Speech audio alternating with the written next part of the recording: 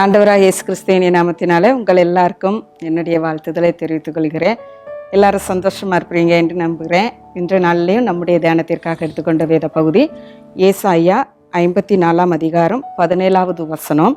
உனக்கு விரோதமாய் உருவாக்கப்படும் எந்த ஆயுதமும் வாய்க்காமல் போகும். பாருங்க, எவ்வளோ அழகான ஒரு வார்த்தையை ஆண்டவர் இன்றைக்கு நமக்கு தியானத்திற்காக கொடுத்திருக்கிறார். உனக்கு விரோதமாக எழும்புற எந்த ஆயுதமும் வாய்க்காமல் போகும்.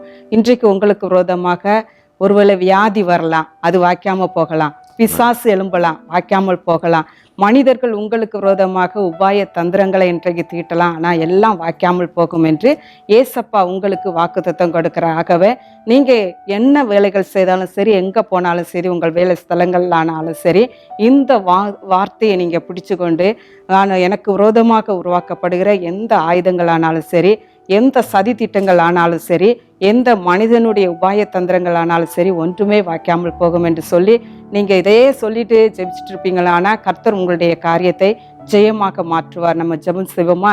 அன்பு தகப்பனே, உமக்கு ஸ்தோத்திரம் ஆண்டவரே. இன்றைக்கு ஆண்டவரே, உனக்கு விரோதமாக உருவாக்கப்படும் எந்த ஆயுதமும் வாய்ப்பதில்லை என்று சொல்லி நீங்கள் எங்களோடு சொல்லியிருக்கிறீங்க. ஆகவே இந்த நாள் எங்களுடைய வாழ்க்கையில், எங்களுடைய குடும்பத்திற்கு, எங்கள் பிள்ளைகளுக்கு விரோதமாக உருவாக்கப்படுகிற எந்த திட்டங்களும் வாய்க்காமல் போகும்படி நீங்கள் எல்லாவற்றிலையும் இந்த நாளில் நீங்கள் எங்களுக்கு ஜெயத்தை தருகிறபடினால் உமக்கு ஸ்தோத்திரம் ஆண்டவரே. அப்பாவுடைய நாமத்தை நாங்கள் மகிமைப்படுத்தும்படி இந்த நாளை நீங்கள் வெற்றியுள்ள நாளாக எங்களுக்கு ஆசீர்வதிக்கிறபடினால் ஸ்தோத்திரம். எல்லா துதிகன மகிமை உமக்கே செலுத்துகிறோம் பிதாவே.